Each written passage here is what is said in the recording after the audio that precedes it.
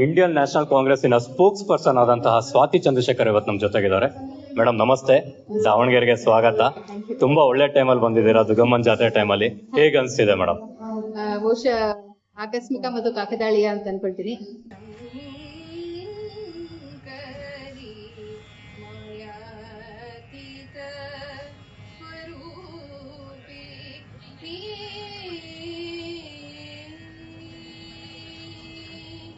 ಪಕ್ಷದ ಕೆಲಸಕ್ಕೆ ಒಂದು ಕಾರ್ಯಕ್ರಮಕ್ಕೆ ಬಂದಿದ್ದೆ.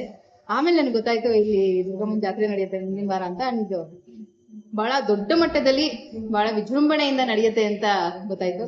ನಾನು ವೈಯಕ್ತಿಕವಾಗಿ ಅಮ್ಮನ ಅನುಯಾಯಿ ಮತ್ತು ಭಕ್ತೆ. ಸೊ ನನ್ನ ಯಾವಾಗ್ಲೂ ಅಂದ್ರೆ ನನ್ನ ಮನಸ್ಸಿನಲ್ಲಿ ನಾನು ಮಾಡೋ ಪ್ರತಿ ಕೆಲಸದಲ್ಲೂ ಕೂಡ ದುರ್ಗಾ ಪರಮೇಶ್ವರಿ ಇರ್ತಾಳೆ. ನನಗೆ ಇಲ್ಲಿ ಇವರು ವಾಣಿಯವ್ರು ಹೇಳಿದ ತಕ್ಷಣ ಖುಷಿ ಆಯ್ತು, ನಡೀರಿ ಹೋಗೋಣ ಅಂತಂದೆ ನಾನು. ದುರ್ಗಮ್ಮ ಜಾತ್ರೆಯ ಮಹೋತ್ಸವದ ಶುಭಾಶಯಗಳನ್ನ ನಾನು ಕೋರ್ಲಿಕ್ಕೆ ಇಷ್ಟಪಡ್ತೀನಿ. ಸಾಧ್ಯ ಆದ್ರೆ ನಾನು ಬರ್ತೀನಿ, ಇಲ್ಲ ಮುಂದಿನ